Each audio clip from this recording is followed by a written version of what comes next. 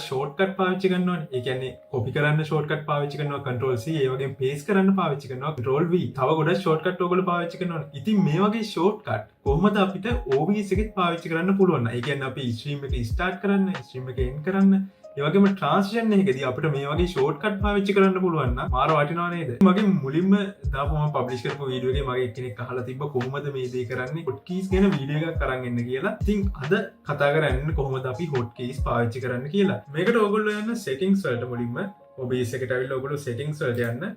settings වලට ගියාට පස්සේ ඔයගලන්ට බලා ගන්න පුළුවන් hotkeys කියලා තව මෙතන ටැබ් එකක් තියෙනවා. ඉතින් ඔයගොල්ලෝ ඒකට යන්න. ඒකට ගියාට පස්සේ ඔයගොල්ලන්ට මෙතන hotkeys අපිට ඇඩ් කරන්න පුළුවන් ගොඩක් මෙතන බලා ගන්න පුළුවන්. මෙතනදී අපි කීපයක් ඇඩ් කරලා බලමු. ගොඩක් ඒවා තියෙනවා. start recording තියෙනවා, post recording ගොඩක් ඒවා තියෙනවනේ. මම මෙතනින් recording එක දෙන්නම්. start recording එකට මම control එකයි number pad එකේ 4 එකයි click කරනවා. stop recording එකටත් control එකයි number pad එකේ 5 එක click කරනවා. click කරාට පස්සේ මේ දෙකම ඇඩ් කරලා තියෙනවා. දැන් ඔයගොල්ලෝ මේක remove කරන්න කියලා මේක click කරලා backspace එක ගාව මෙතන backspace එක එන්නේ. ඔයගොල්ලෝ delete එක ගාව delete එක ඉන්නේ. ඉතින් මෙහෙම clear වෙන්නේ නැහැ. ඔයගොල්ලන්ට පුළුවන් මෙතනින් මේ cut කියන එක දෙන්න. select කරන්න ඕනෙත් නැහැ. මේ cut කියන එක දුන්නාම මේක clear වෙලා යනවා. දැන් දාලා පෙන්නනම් number pad එකේ 4 එක දානවා. ආයි control ගහලා 5 එක දානවා. මේක apply කරන්න මෙතනින් පල්ලෙහාට ඇවිල්ලා apply කරන්න. apply කරලා okay කරන්න. අපි බලමු මේක වැඩ කරනවද කියලා. මම control එකයි number pad එකේ 4 එකයි click කරනවා. ඔයගොල්ලන්ට පේනවා මෙතන recording එක start වුණා.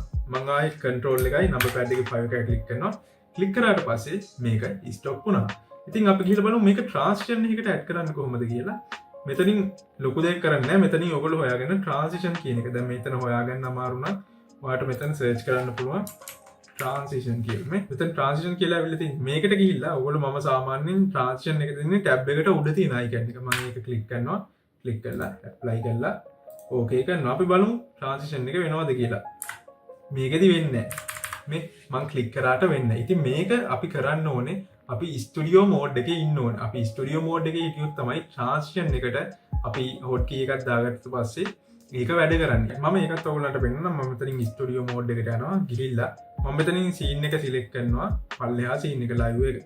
right. මම ඊට පස්සේ අර hotkey එක press කරාට පස්සේ ඔයගොල්ලන්ට පේනවා අපේ transition එක වෙනවා. දැන් ඔයගොල්ලන්ට ගොඩක් වෙලේට hotkeys පාවිච්චි කරන්න ඕන වෙන්නේ නැහැ. නිකන් සාමාන්‍ය stream එකකින් නම් ගොඩක් වෙලේට අපි hotkeys පාවිච්චි කරන්නේ event එකක් වගේ live දෙද්දි. ඉතින් මේක ගොඩක් ඕන වෙන්නේ ඔයා multi view එක දාගෙන stream එකක් කරනවා නම් multi view එක දාගෙන කරද්දී අපිට හැමතිස්සෙම click කර කර ඉන්න බෑ. ඒකින්ද අපිට hotkeys ඕන වෙනවා.